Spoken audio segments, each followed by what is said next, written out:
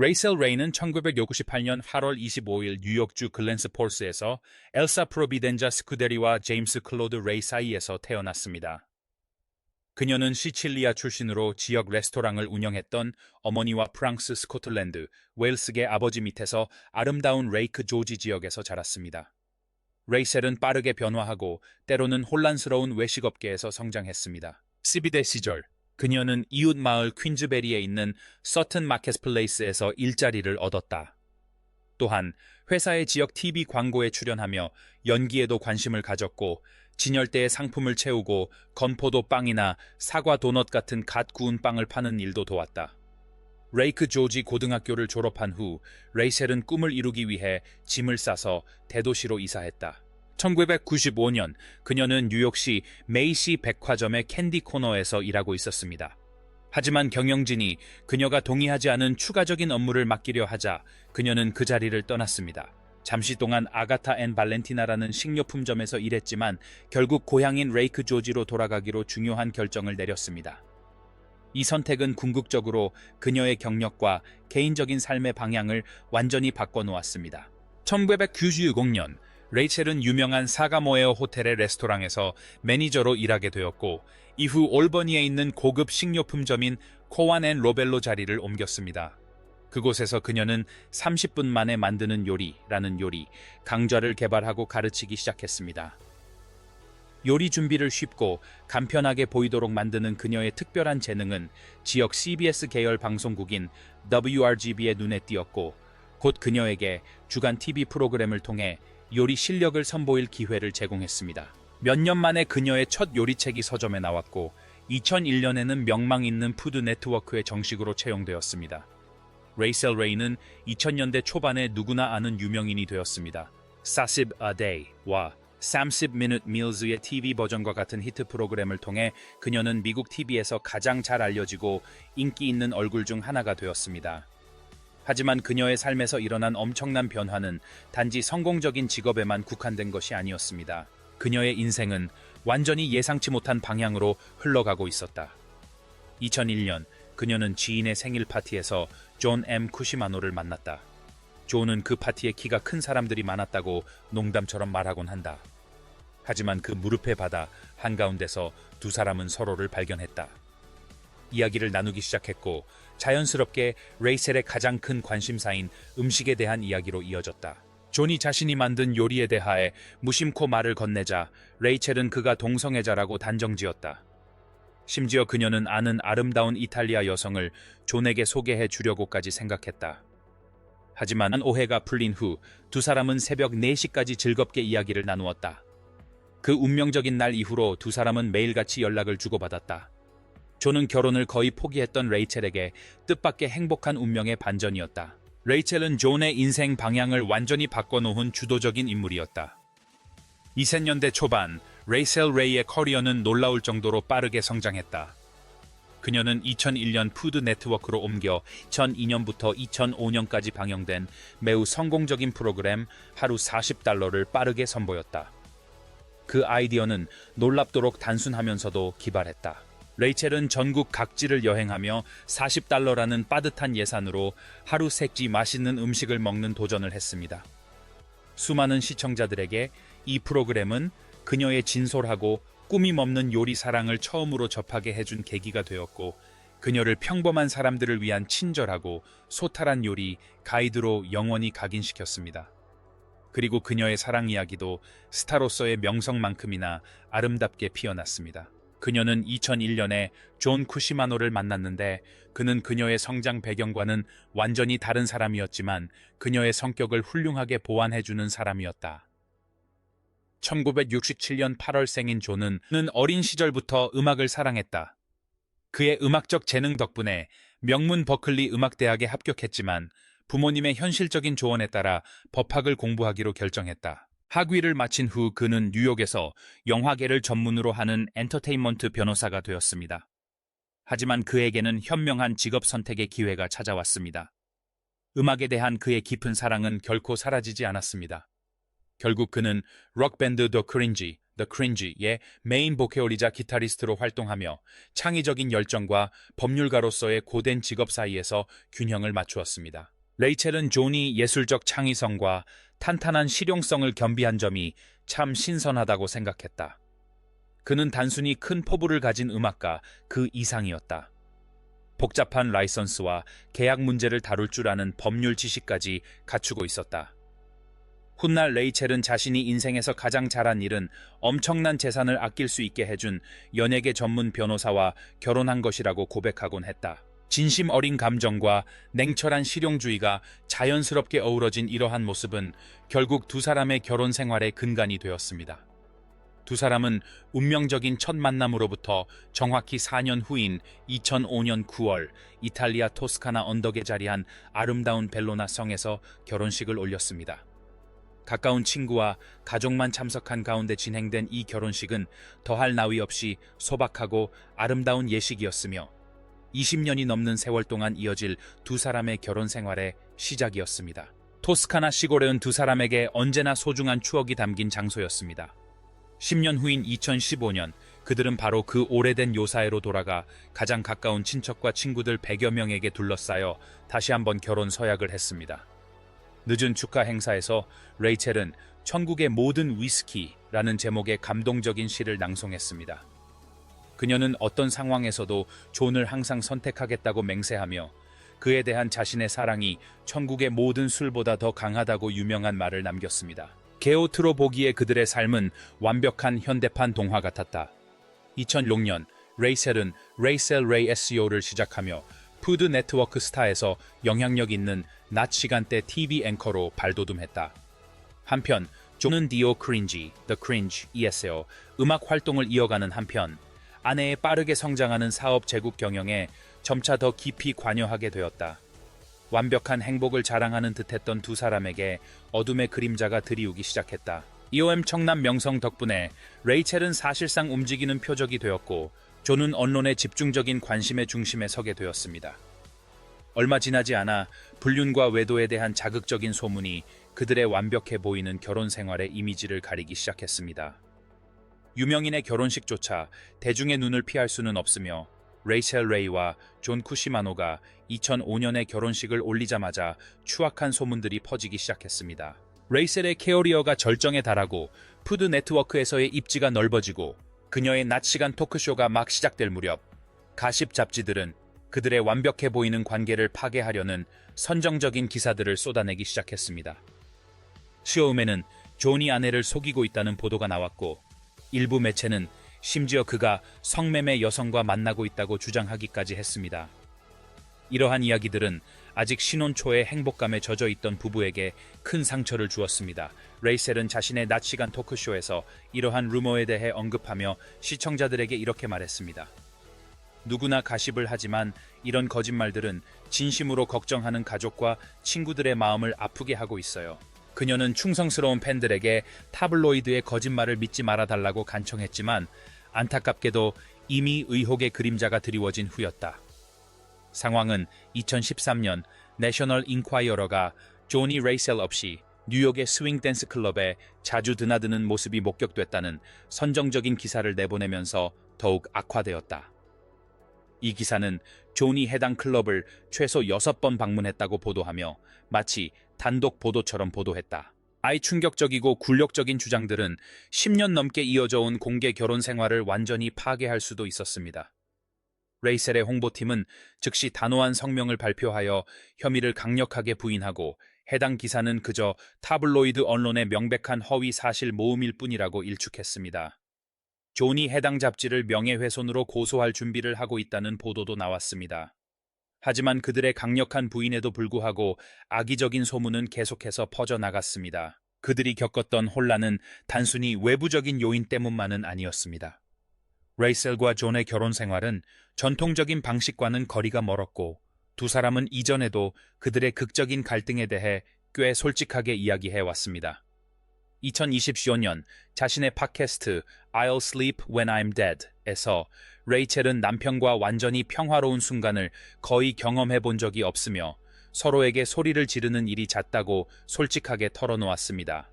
그녀는 이러한 불안정한 관계가 오히려 자신들에게 매우 유익하다고 확신했지만 이러한 솔직한 발언은 결혼 생활의 불안정성에 대한 외부의 의심을 더욱 부추겼습니다. 하지만 끊임없는 논란에도 불구하고 두 사람은 꿋꿋이 나아갔습니다. 2015년 두 사람은 사랑하는 토스카나 성에서 다시 한번 결혼식을 올렸고 가장 가까운 친구와 가족 앞에서 오랜 사랑을 공개적으로 선언했습니다. 레이첼은 All the Whiskey in Heaven을 부르며 자신을 비난하던 사람들의 입을 다물게 했습니다. 그러나 끝없는 소문과 불거진 신뢰 문제는 두 사람의 관계에 대한 대중의 인식에 평생 씻을 수 없는 상처를 남겼습니다. 어떤 이들에게는 어떤 시련도 이겨낼 열정적인 사랑의 커플이었지만 다른 이들에게는 악명의 끔찍한 부산물, 끊임없이 쏟아지는 거짓 소문으로부터 자신들의 사랑을 지켜야 하는 두 사람으로 비춰졌습니다. 수십 년이 흐르면서 위기에 처한 것은 그들의 결혼 생활만이 아니었습니다. 그녀는 요리계 동료들, 예스팬들, 그리고 다른 유명 셰프들로부터 쏟아지는 거센 비난의 폭풍을 개인적으로 견뎌내야 했습니다. 모든 논쟁에서 존은 그녀 곁을 지켰습니다. 2000년대 중반에 이르러 레이첼 레이는 요리계에서 가장 논란이 많은 인물 중 한 명이 되었습니다. 그녀의 사업 제국은 이제 텔레비전 프로그램과 화려한 출판물에서부터 베스트셀러 레시피와 막대한 수익을 올리는 반려동물 사료 사업에 이르기까지 확장되었습니다. 하지만 아이처럼 엄청난 업적은 씁쓸한 적대감을 불러일으키지 않을 수 없었습니다. 비평가들은 그녀의 30분 요리라는 기본 아이디어 자체를 강하게 비판하며 크게 홍보된 시간 제한이 재료 준비 과정을 상당 부분 생략했다고 지적했습니다. 또 다른 이들은 그녀의 활기 넘치는 유행어, 특히 엑스트라 버진 올리브 오일을 EVOO라고 부르는 것을 신랄하게 풍자했습니다. 앤서니 보댕, 마사 스튜어트, 지아다드 로렌티스 등 유명 요리계 인사들은 공개적으로 그녀의 전문성을 공격하기 시작했습니다. 스튜어트는 레이첼의 베이킹 실력 부족을 깎아내렸고 보댕은 그녀가 의도적으로 세계 요리 문화를 망치고 있다고 맹렬히 비난했습니다. 아이 논란은 2012년 뉴욕타임스에 그녀가 요리책 집필의 유령 작가를 썼다는 기사가 실리면서 절정에 달했습니다. 그녀의 이름으로 된 20권이 넘는 책을 구매했던 열렬한 팬들은 이 기사에 크게 분노했습니다. 레이첼은 자신의 작품을 옹호하기 위해 고군분투하며 책의 구성을 돕기 위해 조력자가 있었던 것은 인정했지만 모든 레시피는 자신이 직접 만들었다고 주장했습니다. 그러나 이 결정적인 폭로는 그녀의 명성에 지울 수 없는 오점을 남겼습니다. 2014년 오랜 친구인 마리오 바탈리의 성추행 논란. 당시 그녀가 그를 옹호하며 바탈리가 항상 자신을 존중해줬다고 공개적으로 주장했을 때 대중의 비난은 더욱 거세졌습니다. 많은 청중들은 그녀의 주장이 상황 파악을 제대로 못했다고 여겼고 이는 그녀의 대중적 입지에 악영향을 미쳤습니다. 하지만 이러한 격동적인 시기 속에서도 존 쿠시마노는 그녀의 가장 든든한 숨은 조력자였습니다. 결국 그는 개인 변호사 사무실을 정리하고 그녀의 거대 기업 경영에 전념하게 되었습니다. 그는 연예 전문 변호사로서의 경력을 활용하여 복잡한 브랜드 파트너십, 미디어 계약, 그리고 수익성 높은 라이선스 계약을 능숙하게 협상해 궁극적으로 레이첼이 수백만 달러를 절약할 수 있도록 도왔습니다. 그는 마쿠에서 그녀의 중요한 사업 파트너가 되어 그녀의 브랜드를 신중하게 구축하고 이전의 다른 TV 스타들을 파산시킨 착취적인 계약으로부터 그녀를 보호했습니다. 하지만 존은 단순히 회사의 수호자 이상의 존재였습니다. 그의 록밴드 더 크린지는 중요한 창작 활동의 장이었고 집에서는 자연스럽게 레이첼의 전담 바텐더가 되었습니다. 레이첼이 능숙하게 요리를 준비하는 동안 존은 로제 샴페인 스프리처, 전통 네그로니, 그리고 레이첼이 낮 시간대 프로그램에서 자주 소개했던 로스트 인디어 유주와 같은 독특한 칵테일을 만들었습니다. 두 사람은 마치 막을 수 없는 강력한 팀처럼 보였습니다. 하지만 모든 관객이 그녀의 완벽한 모습에 속아 넘어간 것은 아니었습니다. 그녀의 토크쇼 생방송 녹화에 참석했던 소셜미디어 사용자들은 비판적인 반응을 보이며 카메라가 꺼지면 레이첼이 놀라울 정도로 심술궂고 감정적으로 냉담하다고 지적했습니다. 일부 관객들은 그녀의 제작진에게 진심으로 안타까움을 표하며 그녀가 방송계의 고된 일상에 질려버렸을 것이라고 추측하기도 했습니다. 많은 비평가들에게 있어 카메라 앞에서 보여주는 밝은 모습과 실제 냉랭한 촬영장 분위기의 정반대는 그녀의 결혼 생활의 모순을 그대로 반영하는 듯했습니다. 그들은 완벽한 부부의 모습이었지만 집안에서의 다툼은 전설적이었고 타블로이드 언론의 공격으로부터 결혼 생활을 지켜야 한다는 압박감은 극심했습니다. 그럼에도 불구하고 존은 흔들림 없이 굳건했습니다. 그는 남편, 법률 고문, 바텐데오, 록 음악가라는 다양한 역할을 소화해냈고 때로는 악의적인 비난의 대상이 되기도 했습니다. 오랜 결혼 생활이 20년째로 접어들면서 비극적인 가족 재해부터 집안에서의 끔찍한 개인적인 상실까지 예상치 못한 시련이 닥쳐왔습니다. 다시 한번 그들의 굳건한 우정은 상상조차 할 수 없는 방식으로 시험대에 올랐습니다. 레이첼 레이의 삶은 깊은 슬픔으로 가득 차 있었습니다.